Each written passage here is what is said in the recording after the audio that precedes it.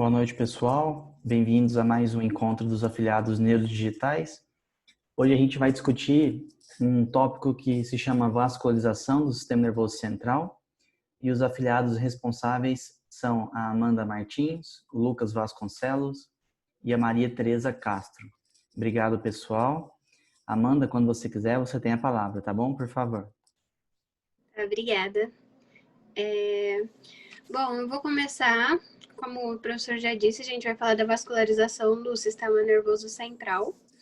E eu vou começar falando da vascularização da medula. Pode passar, professor, por favor? Isso, obrigada. A vascularização da medula é feita principalmente por três ramos: a artéria espinhal posterior, a artéria espinhal anterior e a artéria radicular. Sendo que a artéria radicular ela é a principal e ela pode ser também chamada de artéria de Adam-Kiewicz. Adam-Kiewicz. Isso, obrigada. As artérias espinhais posteriores, elas surgem das artérias vertebrais ou das artérias cerebelares inferiores e elas vão percorrer a coluna no póstero lateral, desculpa.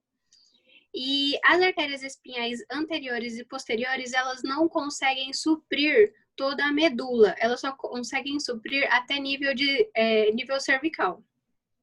Então, o que acontece? Acontece uma anastomose com as artérias radiculares e que daí, por meio dessa anastomose, elas vão acompanhando e vão fazendo o melhor suprimento arterial da medula.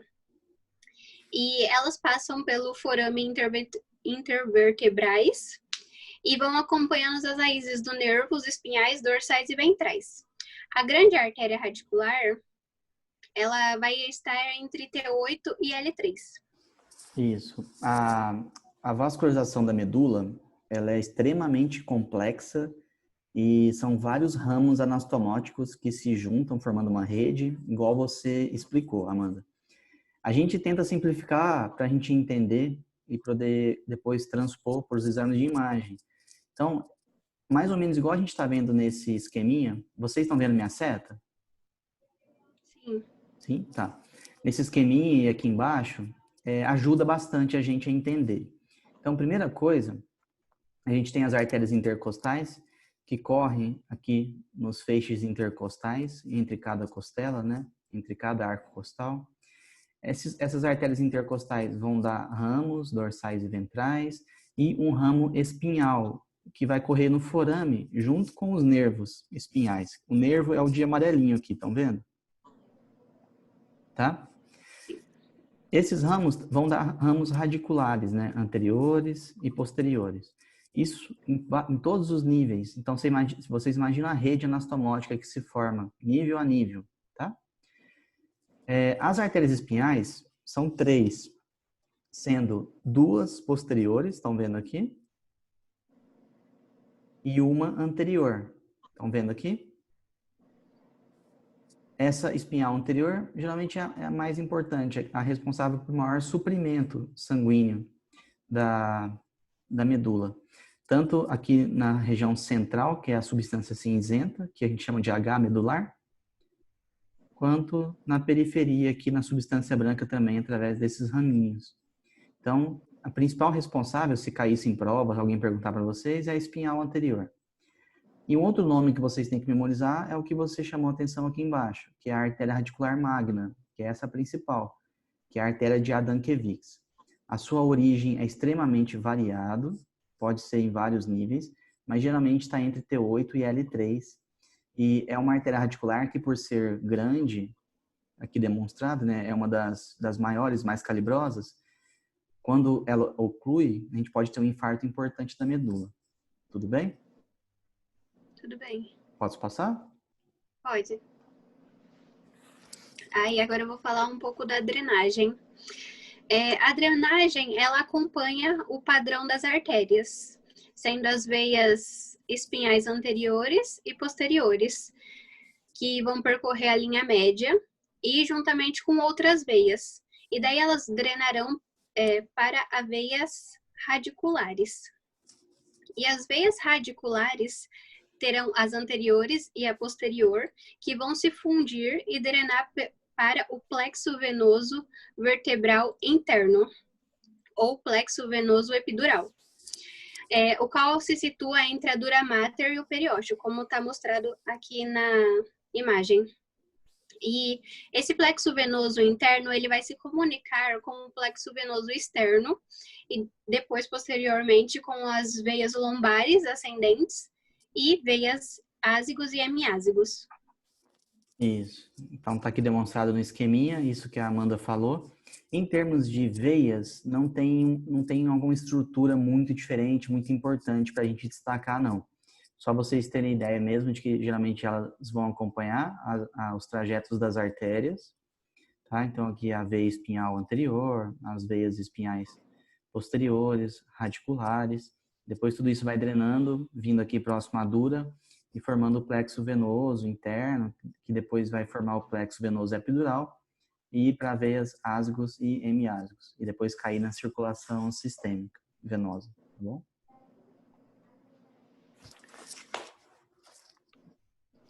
De medula é só isso, Amanda? Só isso. Isso. Agora sou eu.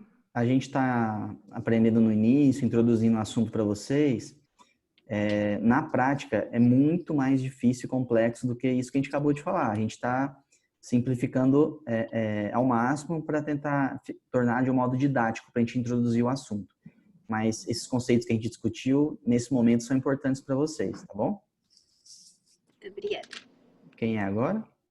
Eu. Maria Tereza? Isso. Pode ir lá, quando você quiser. Pode começar, tá. Agora eu vou falar um pouco da vascularização do encéfalo, que é baseada através de dois sistemas. O vértebro basilar, através das artérias vertebrais, e o carotídeo, com as artérias carotídeas internas. Na base do crânio, essas artérias formam um polígono anatomótico, que se torna uma rede de veias e artérias, que formam um polígono de Willis, de onde saem as principais artérias para vascularização. Da artéria basilar, como a gente está exemplificado na imagem, saem duas artérias cerebrais posteriores, que se comunicam através das comunicantes posteriores, que irriga a parte posterior da face inferior de cada hemisfério cerebral. As artérias carotídeas internas originam em cada lado uma artéria cerebral média e anterior, que se comunicam também pela comunicante anterior. Joia. Quanto mais ou menos você acha que vai de sangue para o cérebro? Porque você falou de dois sistemas, né? O carotídeo e o vértebro basilar. Isso. Quantos por cento de sangue vai para o cérebro em cada sistema, mais ou menos? Você tem uma ideia? Olha, como são um sistema tanto anterior, posterior, eu acho que é uma quantidade grande, mas eu não consigo te falar com exatidão. Eu digo assim, ó, de 100% de sangue que vai para o cérebro, quanto desse sangue chega pelas carótidas e quanto chega pelo sistema vértebro basilar? Olha, eu acho que chega mais pela artéria basilar do que pelo carótido. É o contrário. Ao contrário? Por quê? Porque as carótidas, elas são bem mais calibrosas do que o sistema vértebro basilar, tá? E, então, é ao contrário. É mais ou menos 70% a 80% pelas carótidas e 20% a 30% pelo vértebro basilar. É uma diferença bem grande. Bem grande. Então, por que a maioria dos AVCs acontecem anteriormente no sistema carotídeo, na artéria cerebral média? Porque é onde tem mais fluxo, tá?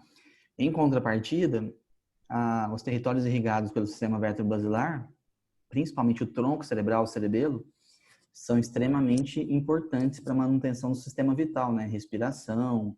Então, são áreas extremamente eloquentes e os infartos nessas regiões são graves, gravíssimos. Outro ponto, você disse do polígono de Willis, né?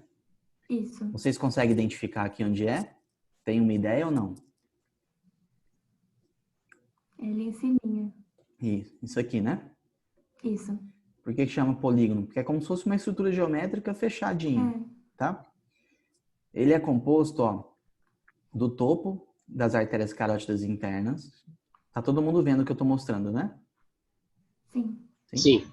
Topo das carótidas, artérias cerebrais anteriores, uma de cada lado. Artérias comunicantes posteriores, uma de cada lado. E aqui as artérias cerebrais posteriores, o comecinho delas, né? Que é aqui, a cerebral posterior está aqui, o comecinho delas está aqui, saindo do topo da artéria basilar. Tudo bem? Todo mundo enxerga isso? Maria Tereza, tá me vendo? Sim. Sim? E a gente tem outros ramos, né? Aqui os principais, as artérias cerebrais médias, como vocês estão vendo aqui, ó, não faz parte do polígono, como eu falei, mas é um dos vasos mais importantes que a gente tem. Aqui a gente tem as artérias cerebelares superiores, essas duas.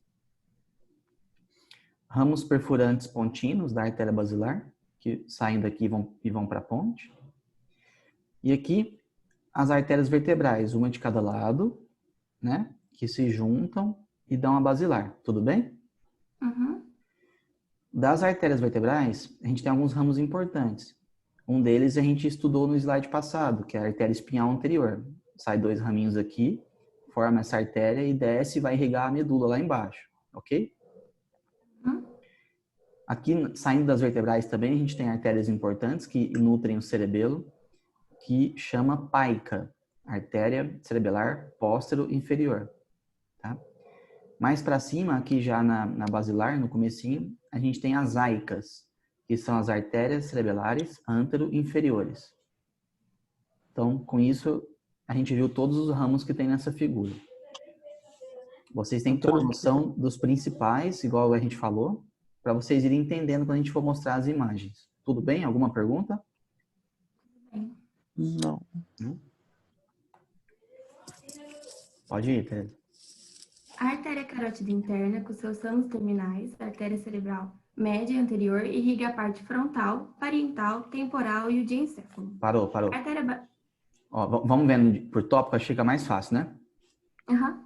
Então, aqui onde eu mostrei para vocês é o topo das carótidas internas, tá? Aí, as carótidas internas vão dar 2 ramos principais, que são as artérias cerebrais anteriores, que você acabou de falar. Então, aqui é a artéria cerebral anterior, de um lado, e aqui de outro. E aqui é a cerebral média, de um lado. Do outro lado, ela foi dissecada, por isso que a gente não está vendo. Tá? Só de curiosidade, vocês sabem que estrutura é essa aqui, que é um X? Sabe? Asma, né? Isso. Quiasma óptico. Quiasma óptico. Então, aqui, o aspecto mais posterior dos nervos ópticos. Aqui, quando eles se juntam, é o quiasma óptico. Aqui para trás são os tratos ópticos. Então, às vezes, quando o paciente tem aneurisma, desses vasos aqui que a gente acabou de estudar, pode comprimir os nervos para o paciente ter alteração visual. Tá? E aqui, esses dois, ó, são as artérias comunicantes posteriores, que saem do segmento comunicante das artérias carótidas internas e se juntam ao início das artérias cerebrais posteriores. Pode continuar, Tereza. A artéria basilar também vai formar as artérias cerebelar superior, cerebelar inferior anterior e artéria do labirinto. Pode que parar. são encarregadas de suprir. Desculpa, de suprir as áreas ao redor do tronco e do cerebelo, isso. Vamos só reforçar aqui na imagem, ó. A basilar é esse tronco único retinho aqui, tá? Uhum. O ramo terminal da basilar, o último ramo, são as artérias cerebrais posteriores, que é o que eu estou desenhando aqui na seta.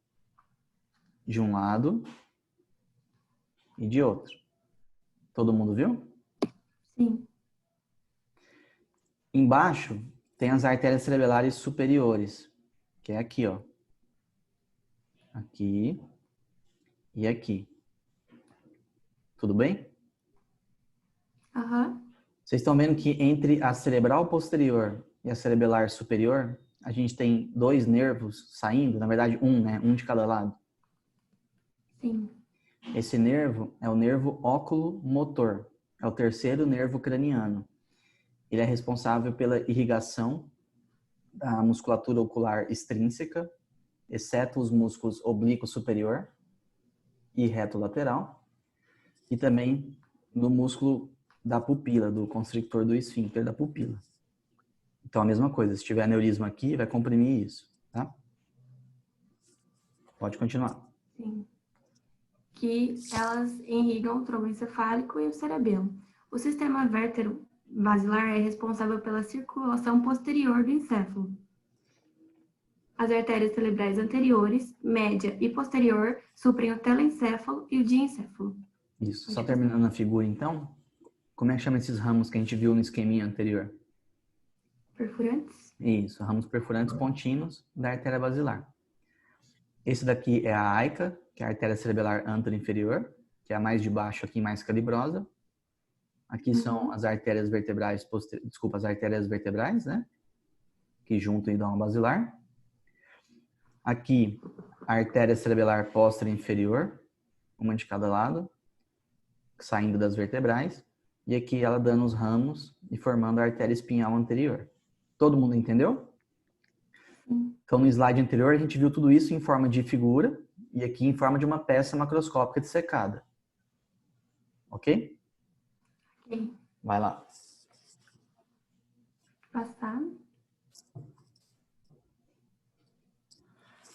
A artéria cerebral anterior irriga a face medial dos hemisférios e a porção mais superior da face superolateral de cada hemisfério e a parte do giro pré e pós-central.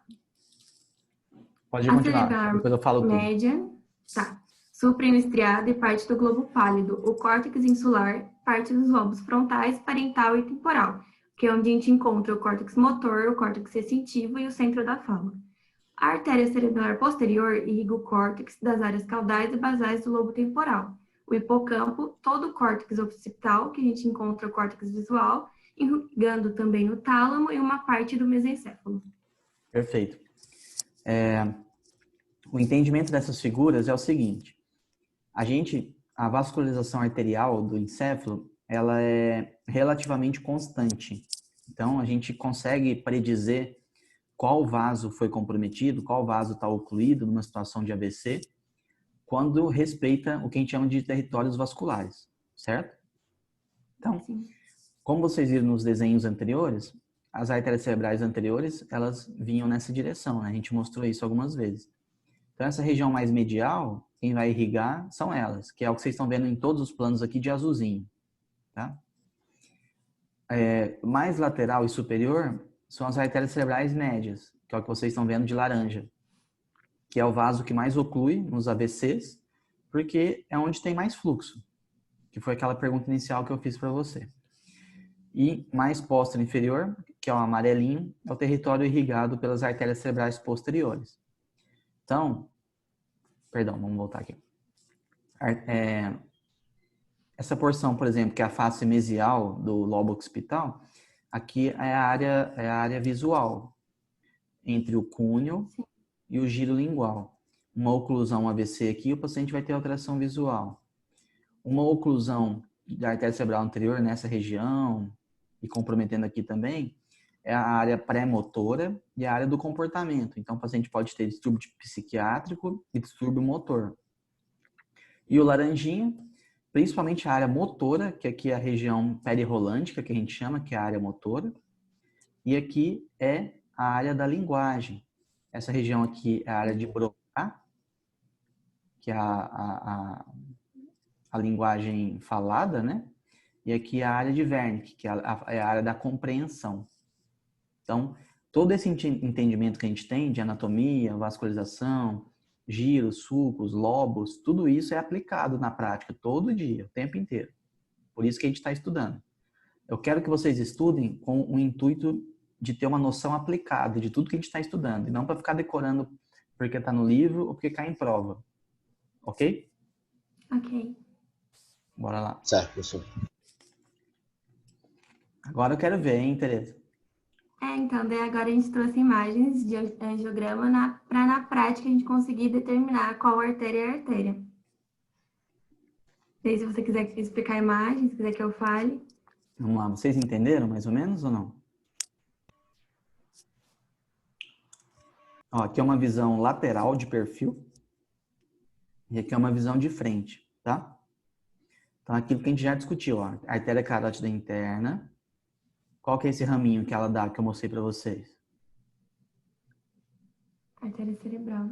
Qual? Você que está passando em cima? É.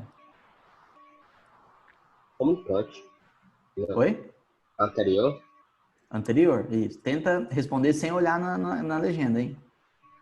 E aqui é a média, que é a maior delas, ó, tá? Sim. Certo. Aqui é de perfil. Então, eu tô vendo a cerebral, a carótida interna, dando a cerebral anterior, e aqui são ramos da cerebral média. Aqui já fica um pouco mais difícil para vocês entenderem, porque sobrepõe muita coisa, tá? Isso. Ah, eu Professor, achei mais fácil aquela imagem, a primeira. Essa? É, É que aqui sobrepõe um pouco de anterior com média. Aqui fica mais fácil. Ó. É. Aqui é anterior e aqui é a média.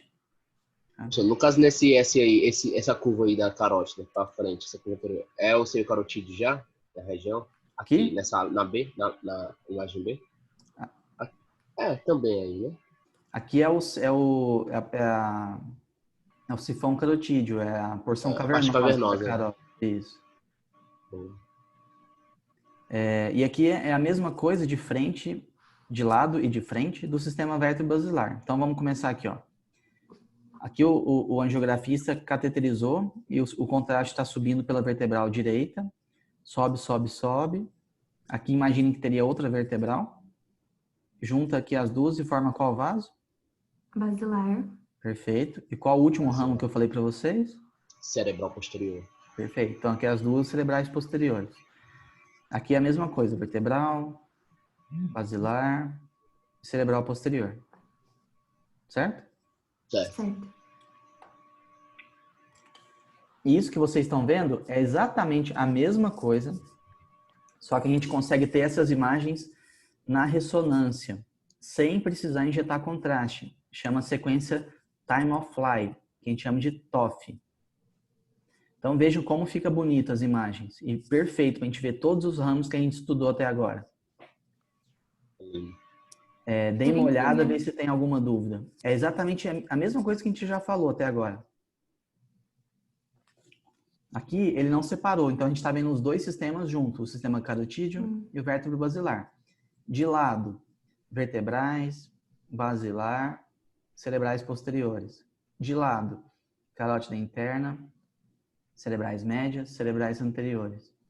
De frente, vertebral direita e esquerda, juntando dando a basilar, ramos terminais cerebrais posteriores, outros aqui embaixo que eu falei, cerebrais superiores, aqui seriam as aicas, aqui seriam as paicas, carótidas internas, carótida interna, cerebral anterior esquerda, cerebral anterior direita, cerebral média direita, cerebral média esquerda.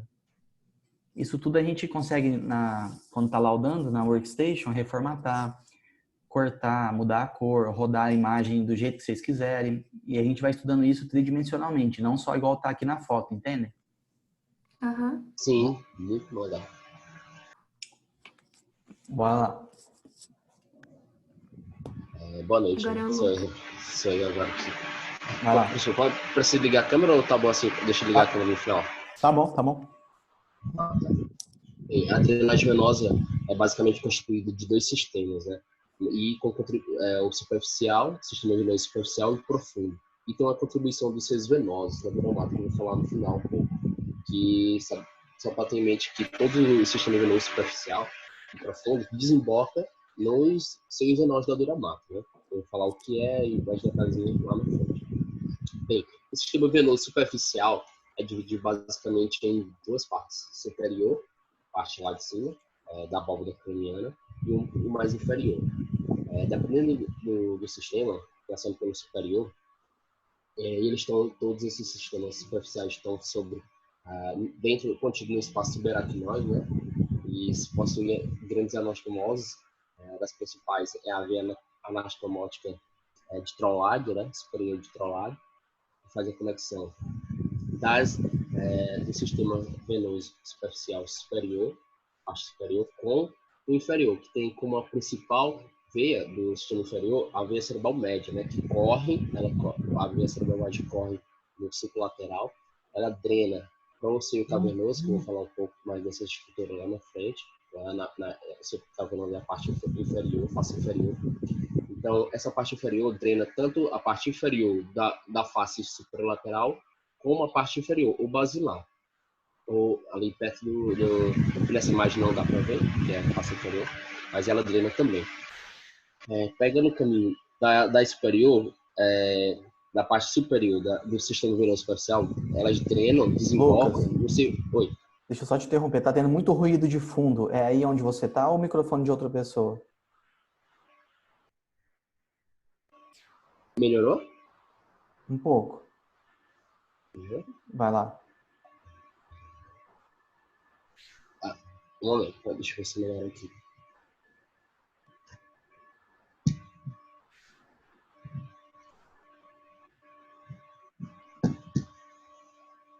Pode ir? Pronto? Continuando na parte superior, desemboca no seu sagital superior, né? Não, acho que é. Lucas? Pode continuar, Lucas. Pronto. Aí desemboca nele o seu sagital superior. Outra anastomose bem importante, que conecta a veia cerebral média com o seio transverso, seio sagital transverso, é a veia de Labé, ou anastomose inferior. Ela faz essa conexão assim, e drena toda a região, tanto do lobo temporal, como parte muito grande do occipital. Sabendo que todos o sistema venoso drena para o seio venoso, que vai se continuar com o seio transversal, o seio sigmoide aqui embaixo, e desemboca na jugular interna, indo em direção à veia subclávia e veia cava inferior e coração. Isso. Então aqui a gente está vendo um desenho, né, da face lateral do cérebro, mostrando tudo isso que você falou. Só para a gente repetir, para ficar bem didático. O seio sagital superior, que é esse maior aqui de cima. Aqui a veia anastomótica lateral principal, que é a trolar, nessa porção mais superior. E aqui mais inferior, que é a labê, tá? E a veia cerebral média superficial ou veia silviana superficial. Tudo isso vai drenando, principalmente para o seio sagital superior. Aí, de cada lado, a gente vai ter 2 seios transversos, 2 seios sigmoides. Isso tudo vai drenar na veia jugular interna, certo? Continuando com o sistema venoso, agora falando um pouco mais do profundo, né? Ele drena tanto regiões situadas mais profundas do cérebro, como por exemplo, como o corpo estriado, cápsula interna, o caudioencéfalo, o tálamo e o centro broncomedular. Uma das principais veias, né, falada no sistema venoso profundo, é a cerebral magna, de Galeno. Né? E por quê? Aqui nessa imagem à esquerda, demonstrado aqui a cerebral média, cerebral magna, o principal, ela recebe tributárias da veia cerebral interna, que são essas duas grandonas aí, como veias basilares, que são mais internas aí, ou Rosenthal, chamada também de Rosenthal. Ela drena todo o sistema. Aqui essa imagem que o professor está apontando é a parte superior, posterior do ventrículo lateral e terceiro ventrículo. Essa fenda é o terceiro ventrículo. E a veia talo-estriatal drenando o plexo corióide também, que é de importância, né? Pode... Isso, então aqui é o sistema venoso profundo, a gente tem as veias tálamo-estriadas, vão drenar para as veias cerebrais internas, que são essas duas. Depois elas se juntam aqui na veia cerebral magna, ou de Galeno, que corresponde a esse ponto aqui que eu estou mostrando agora, ó, nesse corte sagital mediano, que junto com o seio sagital inferior, ó, então seio sagital inferior, veias cerebrais internas, veia cerebral magna de Galeno, vão drenar aqui para o seio reto, desemboca na confluência dos seios, e aí recebe também o seio sagital superior, e depois se continua para baixo, como a gente já viu, como seios transversos, sigmoides e veia jugular interna. É tudo uma rede que está interligada, né? Aqui, ó, principalmente as veias cerebrais internas, as tálamo-estriadas, ampolas de Galeno e o seio reto, é o sistema venoso profundo. E os demais que nós falamos é o sistema venoso superficial. Geralmente as tromboses venosas profundas, elas são piores do que as superficiais, por 2 motivos. Primeiro, as veias superficiais, elas têm várias colaterais, várias vias que se uma entupir pode redirecionar para outra, e isso compensa, né, a lesão. E o sistema profundo, nem sempre. Às vezes eles são vasos mais terminais que não tem para onde fugir, vamos dizer assim, a drenagem venosa se uma região estiver entupida. Então, a chance de ter uma repercussão parencimatosa ela é maior. E não só isso, né? Elas drenam estruturas muito eloquentes, né? Tálamo, sistema venoso profundo, sistema, os corpos estriados, sistema ventricular. Então, é mais grave, geralmente. Aqui pode deixar que eu vou complementar, Lucas. É a mesma coisa que a gente falou do outro lá para vocês, do TOF, só que aqui é uma sequência com contraste, tá?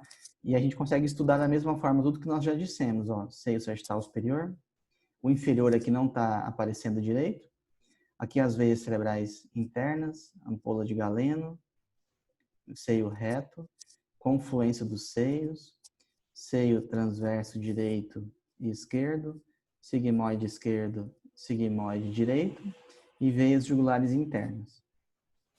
Tá bem claro para vocês, pessoal? Não é para ter dúvida nisso, tá?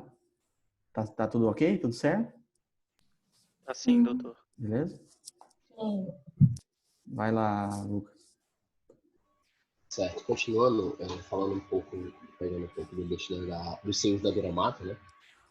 O que são os seios da duramata? Os seios da duramata são constituídos de dois foletos.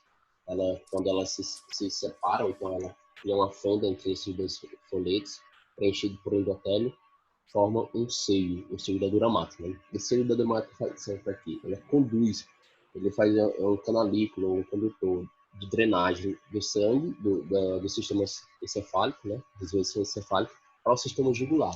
As duas veias jugulares, né? Como a gente disse, que é o final de toda essa drenagem do corpo, do encéfalo.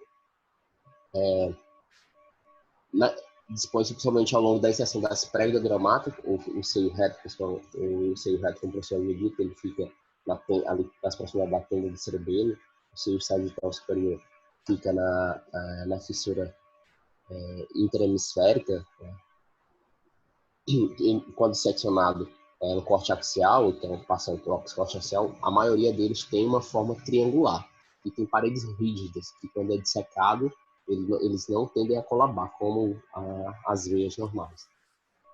Eu trouxe essa imagem do livro de nossa de referência, ele trazendo o seio cavernoso, um dos principais seios da base da face inferior do crânio.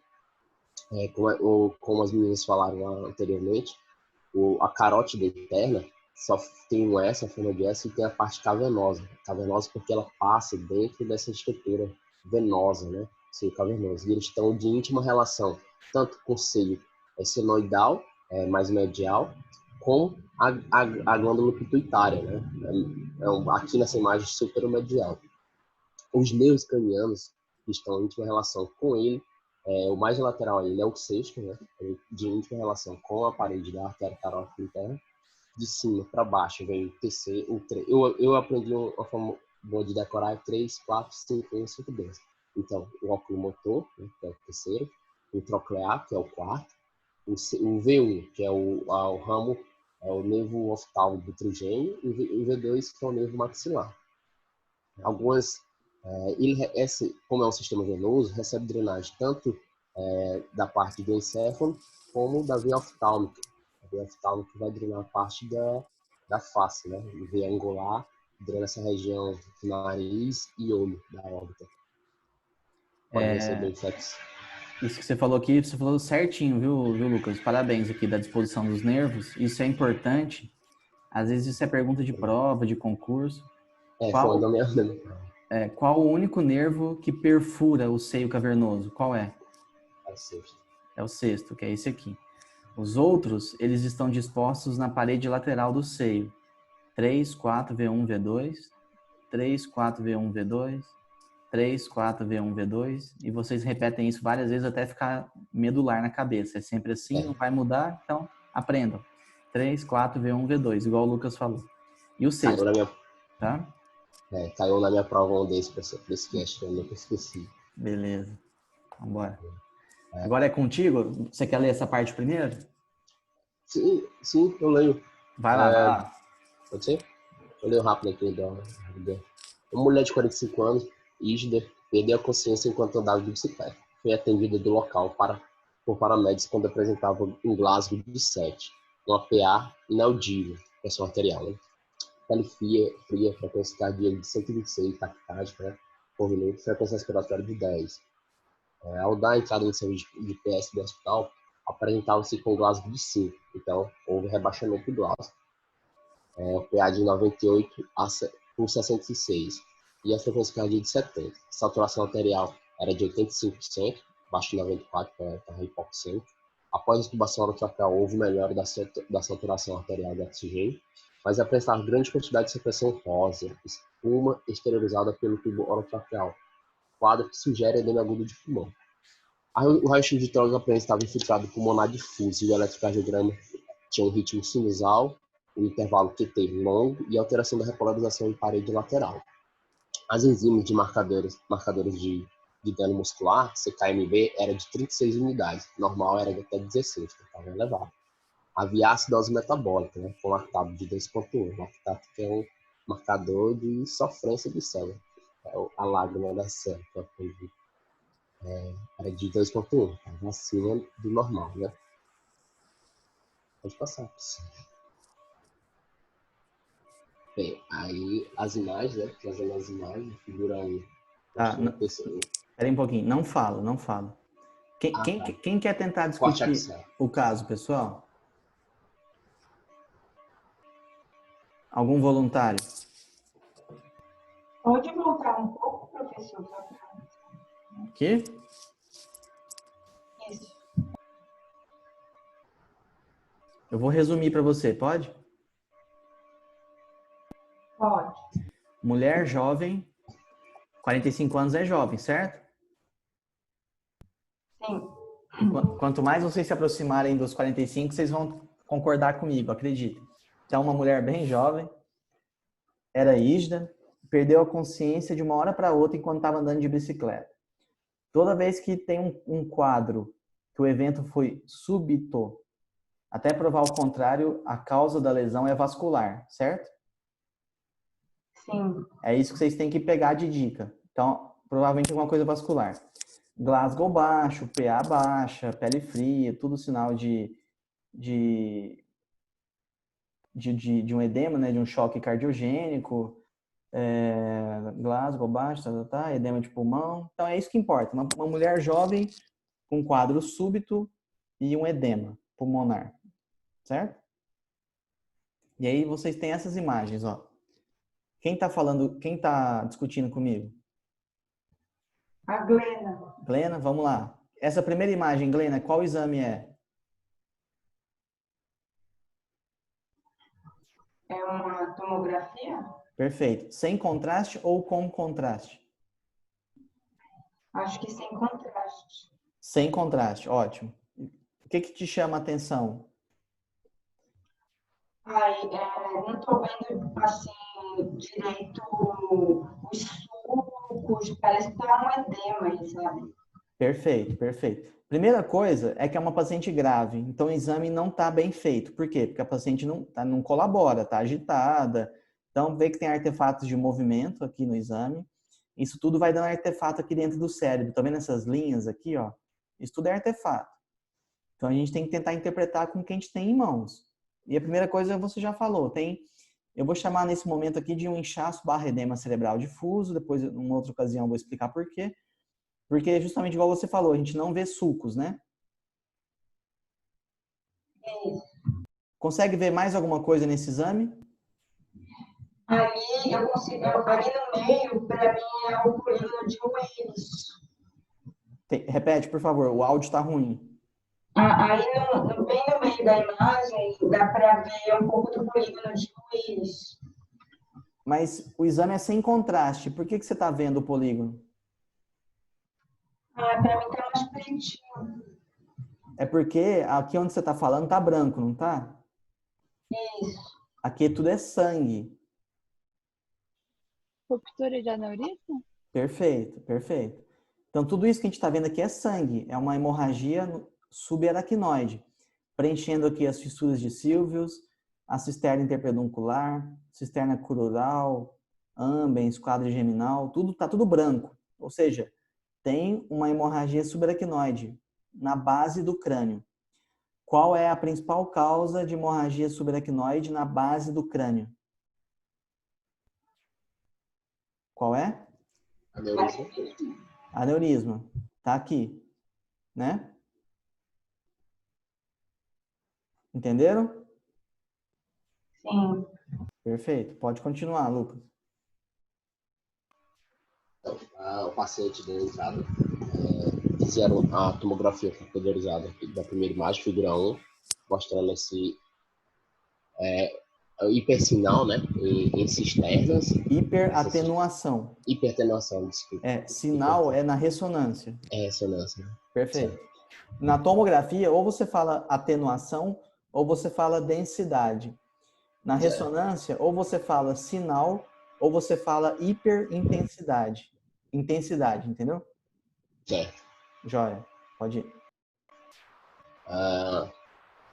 No anterografia, essa segunda figura 2, observaram que tinha um aneurisma, né? Essa dilatação da camada média das artérias no complexo anterior. Isso. Ao que está ao lado lá.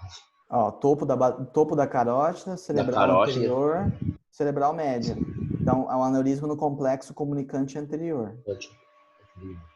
Certo. E a figura 3, figura 3, eu não vou te explicar porque eu não sei, né? É coração, né? Aí é com você.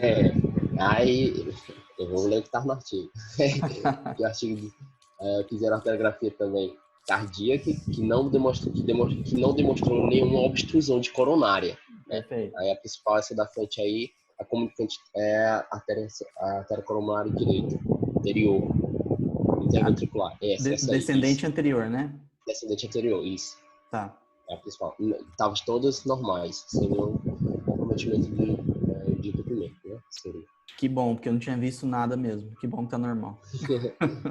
Pode ir? Pode ir, você. Aí a discussão, a gente nós já falamos isso, né? O principal a gente já falou. Vou passar então, tá bom? Pode passar, o outro é mais tranquilo, gente. Vai lá. Mais direto, né? Paciente sexo feminino, 29 anos, com dores de cabeça por 5 dias, não houve melhora após medicação. Aí, vamos segurar aí agora. Imagine que vocês estão atendendo essa paciente no pronto-socorro, certo? Tudo bem? Sim.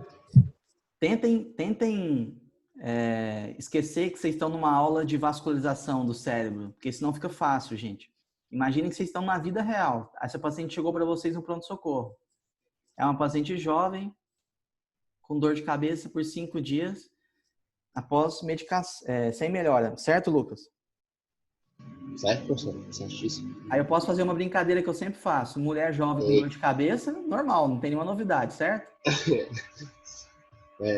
Mas eu não vou fazer porque senão a gente vai apanhar aqui na reunião das meninas. Com certeza. Né? A gente está em minoria. Exatamente. Então, qual que é uma primeira pergunta que você tem que fazer para ela? Ela usa anticoncepcional? Perfeito. Quem falou? A Glena. Glena, joia, excelente. Certo? Porque aumenta a chance de... Trombose? Trombose venosa ou arterial? Acho que arterial. Venosa. Tá bom? Tá bom. Posso passar, Lucas? Pode sim, bom. Pode voltar, professor?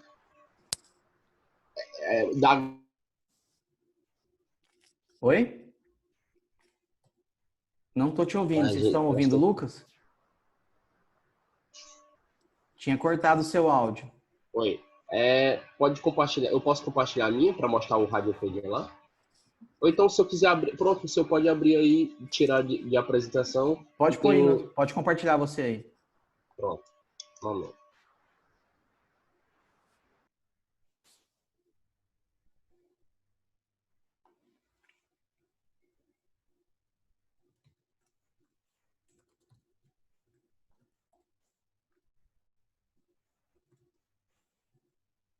Lucas? Tá indo? Foi? Apareceu aí? Apareceu. Pronto. O corte axial sem contraste dessa nossa paciente, né? Tá. Glena, tá me ouvindo? Oh, Você que vai me ajudar nesse caso. Pode ir passando as imagens devagarzinho, Lucas.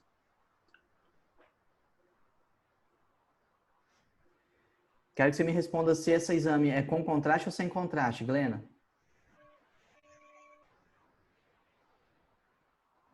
sem contraste. Por quê? Eu não tô vendo nada. Se tivesse com contraste, a gente já estaria vendo o realce no seio sagital superior, onde ele está apontando aí. Tá? Triângulozinho. Isso. Pode continuar, depois eu vou falar disso. Pode ir baixando. Isso, pode ir. Pode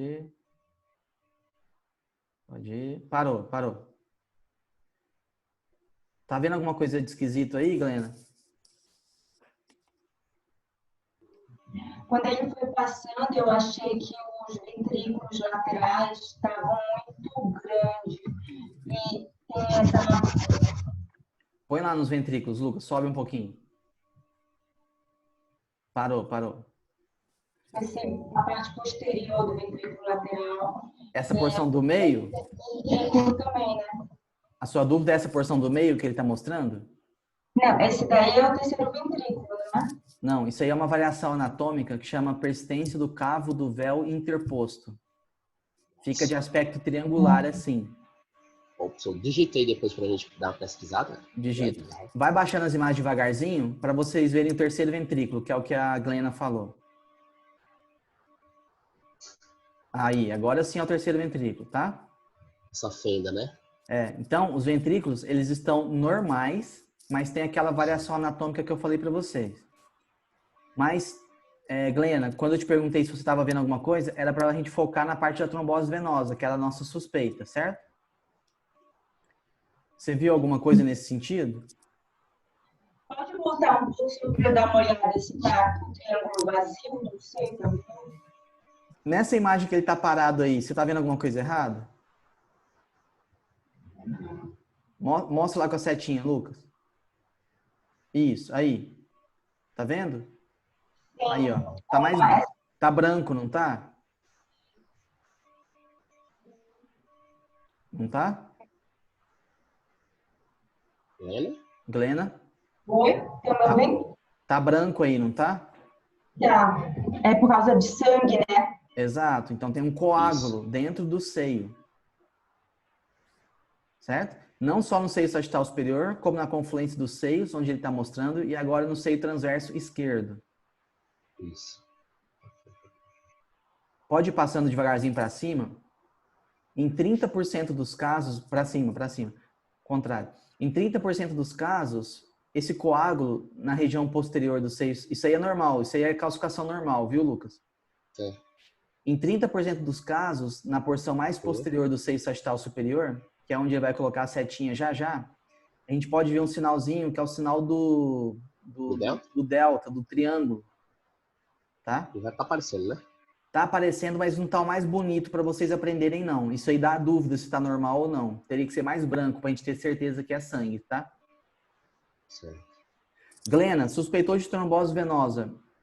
A gente vai pedir o exame da tomografia com contraste ou sem contraste?